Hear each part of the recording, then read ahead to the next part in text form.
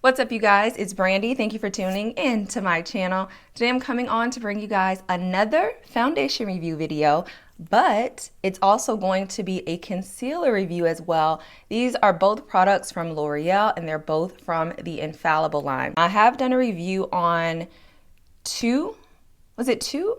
Or the Pro, no, I've done a review on one of the Infallible products, and then the other was the Pro Glow from L'Oreal, and I've also tried another L'Oreal foundation as well. I'm gonna link all of those videos in the description box if you wanna check them out. So before getting into today's video, I wanna welcome all of you guys who might be new here to my channel. Hopefully you enjoy the content that I'm creating here on this channel, and it makes you want to stay around a little bit longer and eventually click that little red subscribe button. For all of my other OGs, welcome back. Let's go ahead and get into today's video. This is what the products look like. For the foundation, we have a glass bottle, we have a top, and it does have a pump on it, which is a little bit weird because the pump, like how it spouts out, is actually on the side instead of the front. So I don't know if they did that intentionally and what the reason is for, but just wanted to note that. And then we have the concealer over here, which this isn't glass, it's plastic. I believe it has a Toffee applicator. It does, and it's pretty large too. Not as big as the Tarte Shape Tape applicator, but it's definitely a good size where you can get a lot of coverage when you're using it. So this is the L'Oreal Infallible 24-Hour Fresh Wear Foundation. It says, be unstoppable, introducing our breakthrough long wear foundation with breathable skin technology. Up to 24-hour fresh wear foundation provides medium to full buildable coverage that lasts all day and allows the skin to breathe. The formula's 3 oil absorbers resist sweat, water, and transfer. Okay.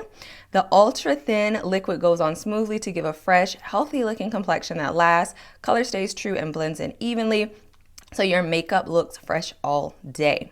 And it also has SPF in it. This foundation is suitable for all skin types, and it comes in 30 shades for every skin tone. And this is basically the shade range right here. So it's, it's a lot of light shades up and through here, and then we have, a few itty bitty darker medium shades here. But yeah, I do like the fact that this is a super dark shade. So they did come through with that for the super dark. They like, I'm tired of y'all talking about us not coming through for the dark skinned girls. So we gonna focus on the dark skinned girls, but it's only really like 3 shades for every dark skin girl to like pick from. Okay, for the concealer, it says, first off, it retails on the L'Oreal website for $12.99, so it's just $1 or $2 less than the foundation.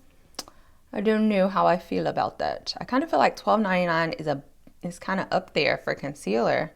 I'd rather it be like $9.99 maybe. But anywho, it says shape, cover, and contour, full coverage concealer, be unstoppable, blah, blah, blah. It's supposed to be 24-hour wear as well. It says also that this is their highest coverage formula in their widest concealer shade range. So it gives the most full coverage and it has the broadest shade range. Provides full coverage with a flawless matte finish. This multi-use formula conceals imperfections while doubling as a contour highlight product. Shape your face by going 1 to 2 shades deeper to contour and 1 to 2 shades lighter to highlight and brighten. It's supposed to be waterproof, non-greasy, won't transfer, fade, or flake, so your full coverage look is locked in all day. A little goes a long way, and it's in 25 full coverage shades. So I kind of feel like the shade range for the concealers, I don't know. It's kind of similar to the foundations, and just looking on the website, most of the like medium, my skin medium to darker shades are pretty warm undertones, which isn't bad, and I do like that. All right, so let's jump into applying the foundation. As usual, I am going to use 2 beauty tools. I'm going to use my Rihanna Fenty Beauty Sponge on one side, and I'm going to use my Sigma 3D HD Kabuki brush on the other side, just to see if there's any difference in the coverage that I get and also the finish. So let's just start out with 2 pumps first. So I'm going to go in with the Kabuki brush. It seems like it has a fragrance to it, or am I tripping? I smell, yeah, it's like a perfumey smell, which I don't know if I like that for a freaking foundation. Probably should have gotten a lighter shade. But I am liking the coverage of it so far. It's blending out really nicely. My skin looks good. I don't have any complaints so far other than the fact that I think I chose a foundation shade a little bit too dark. Like you can see the difference. But I feel like we can, you know, make up for it with the concealer. So I'm gonna put a little bit more just right here on this area because I feel like it didn't give me the full coverage yet for these 2 acne scars. I feel like we got full coverage with that. That was basically probably 1 pump and then a little bit more just focused on the areas where I have my problem areas. And I'm not getting a matte finish just yet, but this is a liquid foundation, so we're likely going to have to wait a little bit for it to dry down and then see what happens.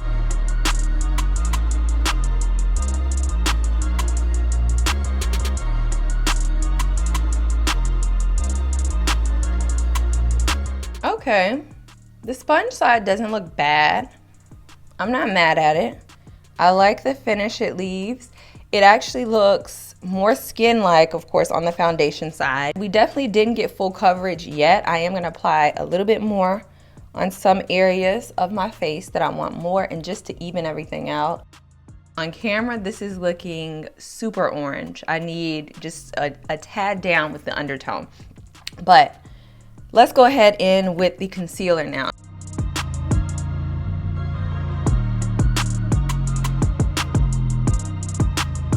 I am liking the applicator of it. It makes it super easy to apply the product. I'm gonna let this dry just for a little bit.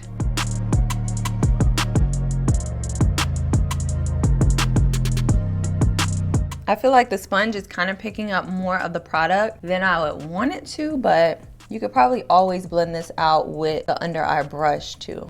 It's giving good coverage for sure.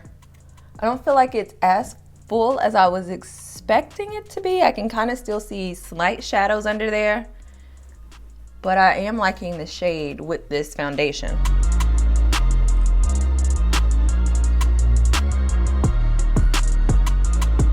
So this is what it looks like before I apply any type of setting powder. I like the look of this with no powder, but I know it's not gonna last. Setting my under eye, I'm just gonna use my Sasha Buttercup powder in Banana, just so it can bring some more of that warmth back with this, you know, under eye concealer.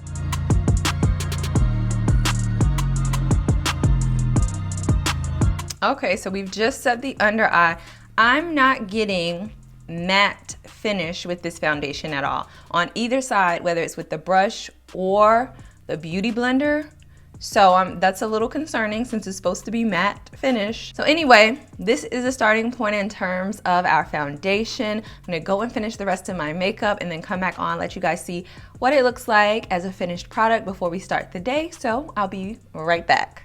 All right, you guys, I'm back. This is the completed product. All I did was use the other powder products and stuff like that. Everything blended out really easily with the foundation.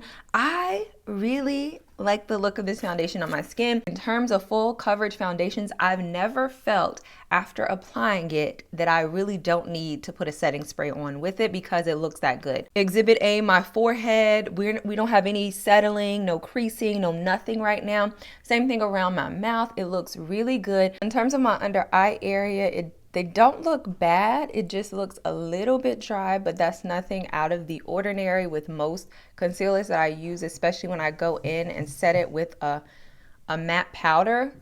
So I'm not mad at it at all. So this is pretty much the starting point. It's currently 10:02 in the morning. I'm gonna try to keep this foundation and concealer on as long as possible. Let me know what you guys' thoughts or predictions are right now.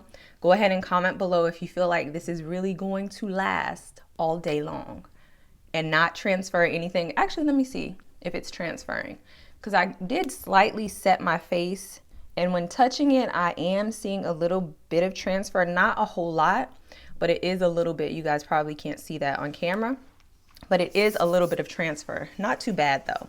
So I will see you guys later on tonight, and we will see how this foundation and concealer holds up. So see you then.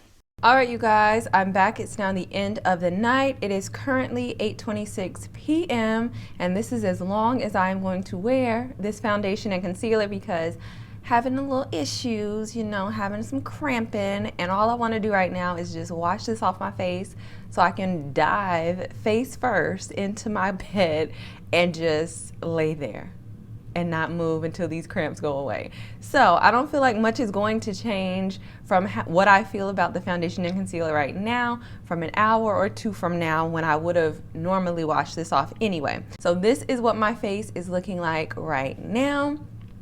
I have to say it's not too bad in terms of, you know, the claims for the foundation, meaning that it is supposed to be full coverage or give you full coverage, because I definitely feel like it held up in terms of keeping all of my blemishes under wraps for the day. I am able to see like a little bit peeking through over here on this side, but it's definitely pretty much under wraps, and you have to basically look for the blemishes.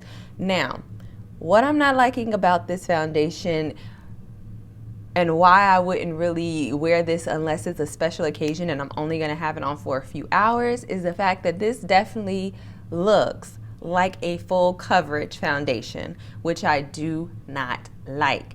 I don't know if it's possible for companies to really make a full coverage foundation that won't give you that foundation look when you're up close on someone, but I have never been able to not have that look from wearing a full coverage foundation, and that's the same thing here. On the camera or my computer that I have sitting here, the foundation doesn't look too bad, but baby, close up,